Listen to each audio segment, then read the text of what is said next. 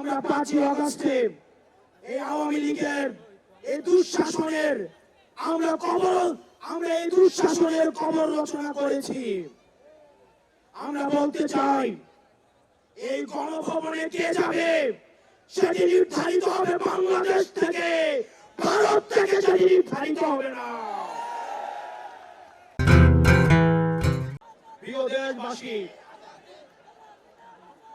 আপনারা জানেন আমরা দীর্ঘ 1.5 দশকের আওয়ামী জাহিলিয়াতের শাসনের পরে আজকে আমরা মুক্ত বাংলাদেশে সেই সংসদ ভবনকে আমরা ফ্যাসিবাদ মুক্ত করেছি। সেই সংসদ ভবনের সামনে আমরা গণতান্ত্রিক প্রক্রিয়ায় সেই সংসদ ভবনে যাওয়ার জন্য আজকে আমরা মানিক মিয়া এভিনিউতে এসে দাঁড়িয়েছি। প্রিয় দেশবাসী, আপনারা জানেন দীর্ঘ 1.5 দশকের বেশি সময় ধরে আমাদের দেশে ছিল বিচারহীনতার সংস্কৃতি।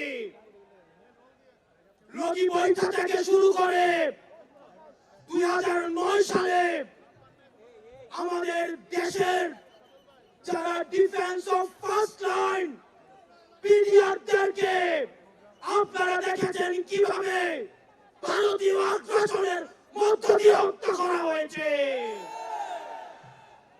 প্রিয় দেশবাসী, আপনারা দেখেছেন এই স্পষ্ট পিডিআর হত্যাকাণ্ডকে পিডিআর বিদ্রোহ হিসাবে চালানো হয়েছে। আপনারা দেখেছেন শাপলা চত্বরে আমাদের দাড়ি টুপিওয়ালা ভাইদের উপরে রাতের অন্ধকারে কিভাবে জেনোসাইড চালানো হয়েছে। আমাদের দাড়ি টুপিওয়ালা ভাইদের সামনে থেকে কিভাবে মাইক কেড়ে নিয়ে যাওয়া হয়েছে। প্রিয় দেশবাসী, আপনারা দেখেছেন বাংলাদেশে কিভাবে রাতের ভোট, কিভাবে দিনের ভোট রাতে চালু করার সংস্কৃতি চালু হয়েছে, ডামি ইলেকশন চালু করা হয়েছে। আমরা 5ই আগস্টে এই আওয়ামী লীগের এই দুঃশাসনের আমরা এই দুঃশাসনের কবর রচনা করেছি। আমরা বলতে চাই এই গণভবনে কে যাবে সেটি নির্ধারিত হবে বাংলাদেশ থেকে, ভারত থেকে সেটি নির্ধারিত হবে না। আমরা স্পষ্ট করে বলতে চাই এই সংসদে কে যাবে সেটি নির্ধারণ করবে বাংলাদেশের খেটে খাওয়া জনতা। এই সংসদের মস্তকে কে বসবে সেটি নির্ধারণ করবে এই ভূখণ্ডের মধ্যে যারা রয়েছে সেই ভূখণ্ডের মানুষ। আমরা দীর্ঘ 1.5 দশকের বেশি সময় ধরে আমরা একটা জাতি গড়ে তুলতে পারি নাই। বিভাজনের রাজনীতি আমাদের মধ্যে ইচ্ছাকৃতভাবে জিয়ে রাখা হয়েছে। আমরা স্টেট ডেভেলপ করতে পারি নাই, আমরা নেশন ডেভেলপ করতে পারি নাই। আমাদের প্রতিষ্ঠানগুলো ভেঙে গিয়েছে, আমরা সুশাসন নিশ্চিত করতে পারি নাই। আমরা ফাংশনাল ব্যুরোক্রেসি নিশ্চিত করতে পারি নাই। আমরা স্বাধীন পুলিশ নিশ্চিত করতে পারি নাই, স্বাধীন বিচার বিভাগ নিশ্চিত করতে পারি নাই। আমরা স্বাধীনতার এত বছর পরেও আমাদের তরুণ প্রজন্ম, আমাদের একটা ইনস্টিটিউশন আমরা প্রপারলি ফাংশন করতে দেখি নাই।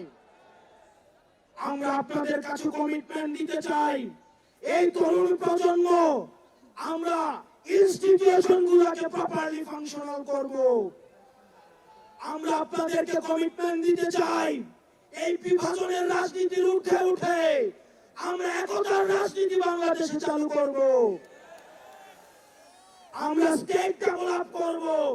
আমরা এই ভূখণ্ডের অধিকার আমরা আদায় করতে পারি নাই। আমাদেরকে মাথায় রাখতে হবে বিদেশের সাথে আমাদের বন্ধুত্বপূর্ণ সম্পর্ক থাকবে, কিন্তু কোন প্রেসক্রিপশনের সম্পর্ক থাকবে না।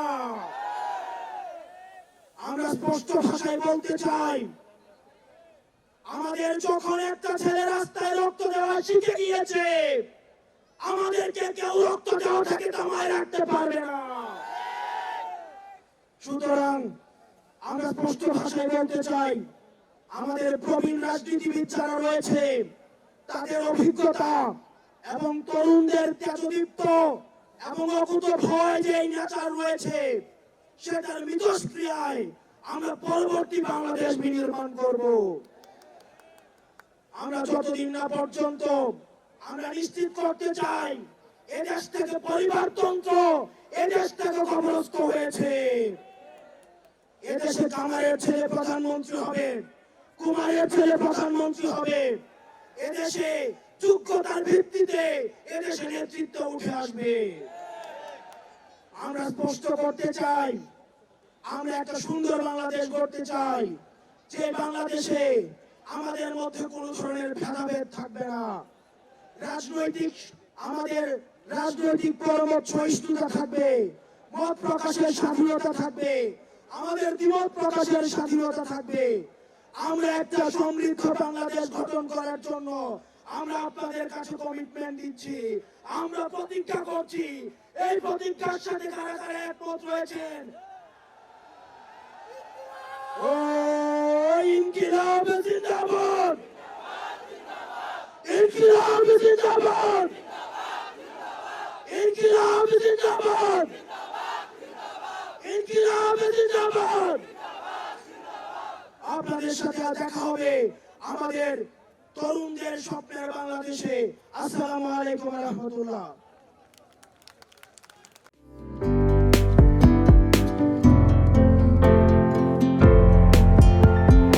পহেলা জানুয়ারি 2025 ইউটিউব জার্নালিজমের অগ্রদূত changetv.press 6 বছর পেরিয়ে পা রাখল গর্বিত online TV channel change TV 6 বছর ধরে ওনারা কাজ করে যাচ্ছেন। ইতিমধ্যে জনগণের হৃদয়ে স্থান করে নিয়েছেন। প্রায় 22 লাখ সাবস্ক্রাইবার আছে। আর যে কোনো অনুষ্ঠান 10 লাখের মতো মানুষ এটা প্রতিদিন মানুষ দেখে থাকে। আমিও এই চ্যানেল নিয়মিত দেখি। তো চেঞ্জ টিভির পক্ষে আমির মোমিনুল মানিক সাহেবের উপস্থাপনা, প্রশ্নের ধরন, এগুলো জনগণ দেখতে চায়, শুনতে চায়। আমি চেঞ্জ টিভির উত্তরোত্তর সমৃদ্ধি কামনা করছি। changetv.press এক ফোঁটা হলুদও নেই।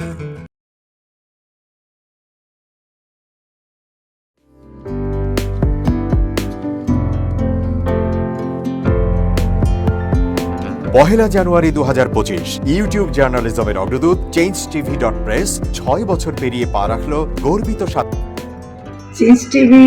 তো আমি তাদেরকে আমার অসংখ্য শুভেচ্ছা জানাচ্ছি, কারণ তারা যে ভূমিকা রেখেছে এই সময়, একটা কঠিন সময় ছিল, সেটাতে যেমন ভূমিকা রেখেছে, এমনকি 5ই আগস্টের পরে নতুন বাংলাদেশেও তারা তাদের সেই তীক্ষ্ণ একটা সমালোচনামূলক এবং যেটাকে আমি গঠনমূলক বলব সেরকম একটা ভূমিকা রাখছেন। তো সেক্ষেত্রে আমরা মনে করি যে এই ভূমিকা আমাদের দরকার, আমরা চাই এটা থাকুক এবং আরও যেন সমৃদ্ধ হয়। নতুন বাংলাদেশ নির্মাণে আমরা চাই যে চেঞ্জ টিভি যে সমালোচনাগুলো করছে বা যেগুলো আমরা তুলে ধরছেন, সেটা এমন করে করবেন যেন আমরা সেখান থেকে শিখতে পারি এবং সবাই মিলে যেন আমরা নতুন বাংলাদেশকে সত্যিকার অর্থে বৈষম্য বিহীন একটা সমাজ গড়ে তুলতে পারি, সেটা আপনারা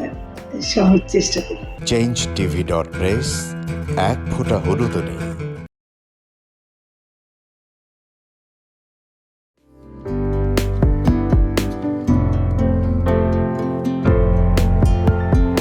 পহেলা জানুয়ারি 2025 ইউটিউব জার্নালিজমের অগ্রদূত changetv.press 6 বছর পেরিয়ে পা রাখল গর্বিত আমি অত্যন্ত আনন্দিত হলাম যে চেঞ্জ টিভি আগামী কয়েকদিনের মধ্যেই 6 বছর পূর্ণ করবে। আর হাঁটি হাঁটি পা পা করে চলা শুরু করে এখন সে বেশ দৌড়াদৌড়ি করছে বলা যেতে পারে। ও নামটাও অত্যন্ত বলবো যে সিগনিফিক্যান্ট, যে চেঞ্জ, এই গণঅভ্যুত্থান কিন্তু চেঞ্জ চেয়েছে সেই হিসেবে তোমার টেলিভিশনে তোমার এই চ্যানেলের নামের একটা যথেষ্ট মিল মিল আছে। পাওয়া যায়। আমার প্রত্যাশা যে এই গণ অভ্যুত্থানের যে প্রত্যাশা, যে আশা আকাঙ্ক্ষা, চেঞ্জ টিভি সেটিকে এগিয়ে নিয়ে যাবে। তোমাকে শুভেচ্ছা চেঞ্জ টিভি যারা সম্পৃক্ত আছেন, যারা কর্মী আছেন, সামনে পেছনে সকলকে আমার শুভেচ্ছা। changeTV.press, এক ফোঁটা হলুদ নেই।